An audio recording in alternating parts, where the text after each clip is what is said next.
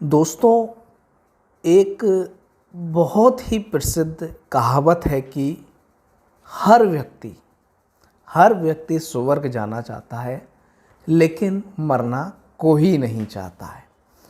तो दोस्तों, ये कहावत हमारे असफल होने से जुड़ी हुई है। हम क्यों असफल होते हैं उससे भी जुड़ी हुई है।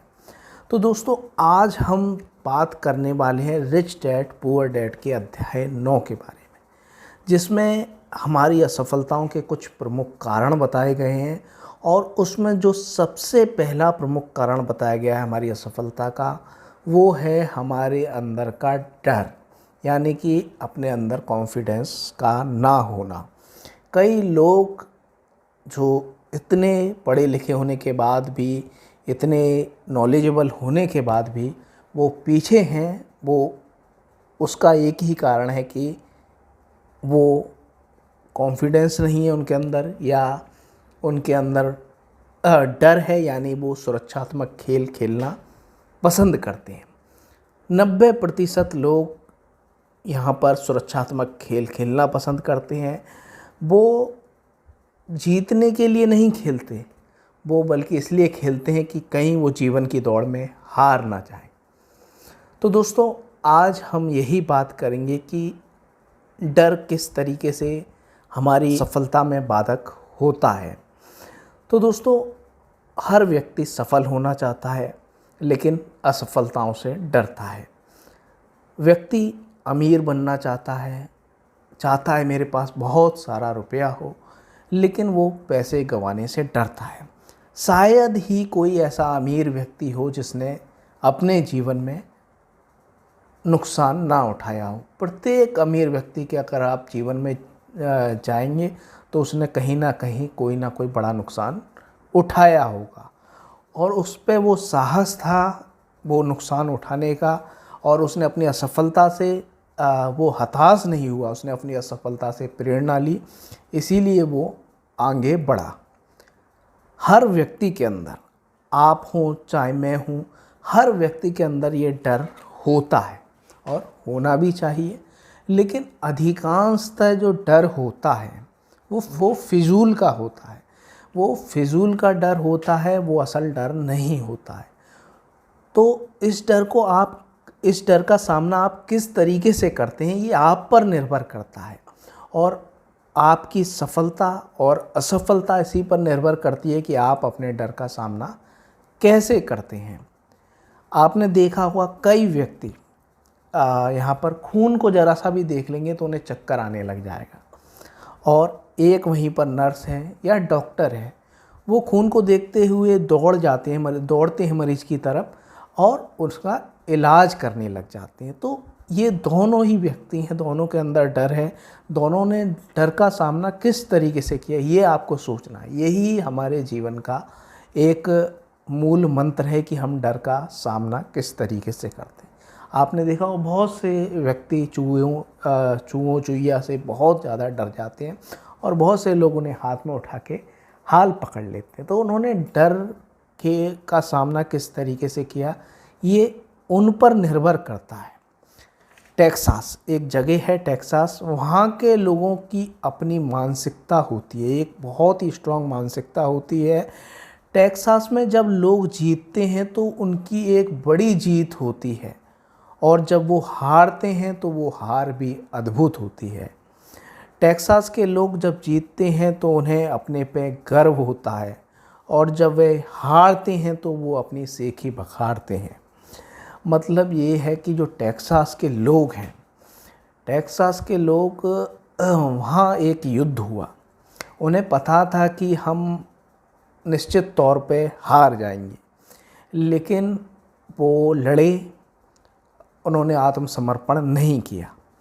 उन्हें पता था कि हमारे आने वाली पीढ़ी यहाँ पर इससे सीखेंगी, ये उनके लिए प्रेरणादायक होगा, और उन्होंने अपनी हार को यहाँ पर नारों में बदल दिया।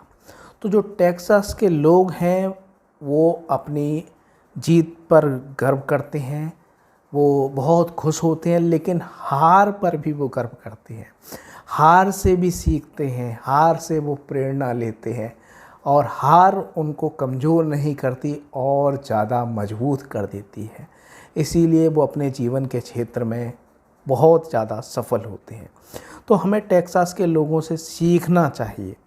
टेक्सास के लोग ही नहीं, जीवन में जो भी आपको सफल मिलेंगे, सफल लोग मिलेंगे, चाहे वो अमीर बनने के क्षेत्र में हो या उनका जो भी उनका लक्ष्य हो, वो उसमें बहुत ज़्यादा सक्सेस आपको उन्हें मिलती है। तो उनके पीछे सभी लोगों का एक ही कारण होता है कि वो अपनी असफलताओं से भी सीखते हैं। वो असफलताओं पर यहाँ पर ये नहीं कि बिल्कुल पीछे हो जाएं, ऐसा नहीं है कि असफल हो गए तो बैठ जाएं। वो असफलता से और ज़्यादा मजबूत होते हैं।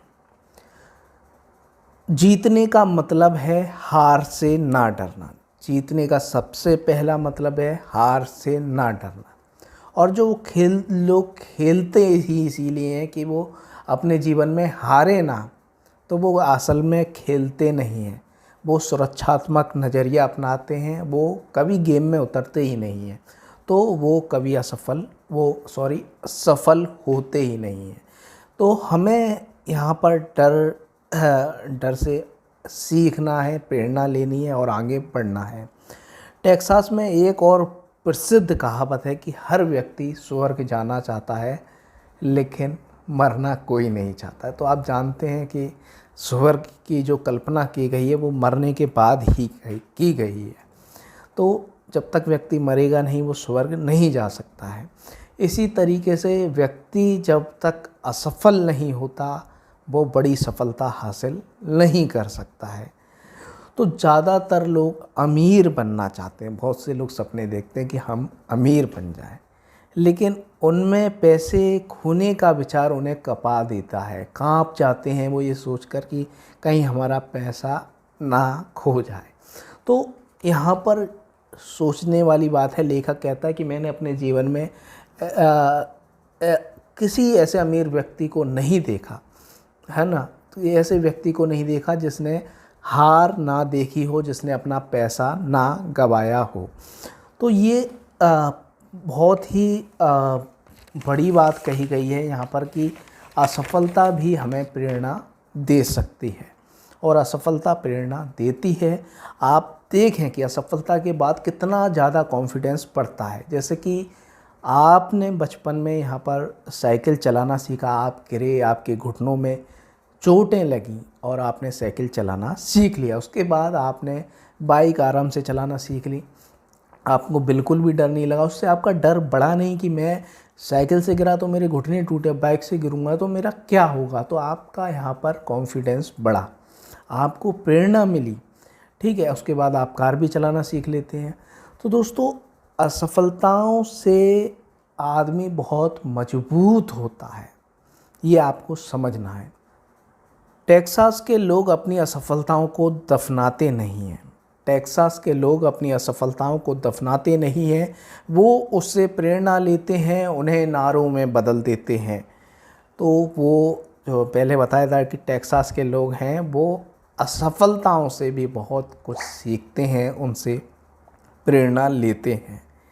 ये केवल टेक्सास के लोगों का ही फॉर्मूला नहीं है, बल्कि हर सफल व्यक्ति का फॉर्मूला है, हर जीतने वाले व्यक्ति का फॉर्मूला है कि वे अपनी हारों से, अपनी असफलताओं से वो यहाँ पर प्रेरणा लेते हैं। जॉन डी रॉकफेलर कहते हैं कि मैं हमेशा हर संकट को अवसर में बदलने की कोशिश करता हूँ। तो जो भी विद्वान लोग होते हैं, जो भी सफल आपको लोग दिखेंगे, कामयाब लोग दिखेंगे, वो क्या करते हैं, उनके सामने जो भी संकट की परिस्थिति आती है, उस संकट की परिस्थिति को ही वो अवसर में बदलने की कोशिश करते हैं। जैसे कि कोविड आया, कोविड में बहुत से लोगों ने अपने दिमाग का यूज़ किया और उतनी बदतर स्थिति में भी उन्होंने यहाँ पर कुछ ऐसे फॉर्मूले ढूंढे, ऐसे प्लान ढूंढे कि उस समय भी उन लोगों ने पैसा कमाया। असफलता जीतने वालों को प्रेरणा देती है और असफलता हारने वालों को बर्बाद कर देती है। तो जो सफल लोग होते हैं उनके लिए असफलता प्रेरणादायक होती है, उससे वो कुछ ना कुछ प्रेरणा लेते हैं। और असफलता हारने वालों को बर्बाद कर देती, क्योंकि हारने वाला व्यक्ति जब भी असफल होता है वो आगे बढ़ता ही नहीं है, उसे वो बर्बाद कर देती है, पूरी तरीके से तबाह कर देती है। ये जीतने वालों का सबसे बड़ा रहस्य है, ये जीतने वालों का सबसे बड़ा रहस्य है जिसे हारने वाले नहीं जानते हैं। तो ये जीतने वालों का एक बहुत ही बड़ा रहस्य है जिसे हारने वाले नहीं जानते हैं। 90% लोग हार से बचने के लिए खेलते हैं, ना कि जीतने के लिए। तो दुनिया में जितने भी लोग हैं उनमें ज़्यादातर लोग, अधिकांश 80-90% लोग जो जीवन जी रहे हैं, वो जीवन का खेल खेल रहे हैं, वो सुरक्षात्मक तरीके से खेलना पसंद करते हैं। यानी वो गेम में उतरते ही नहीं हैं, वो सिर्फ यही सोचते हैं कि कहीं हम हार ना जाएं, असफल ना हो जाएं। वो जीतने के लिए तो मैदान में उतरते ही नहीं हैं। तो दोस्तों बहुत बहुत धन्यवाद।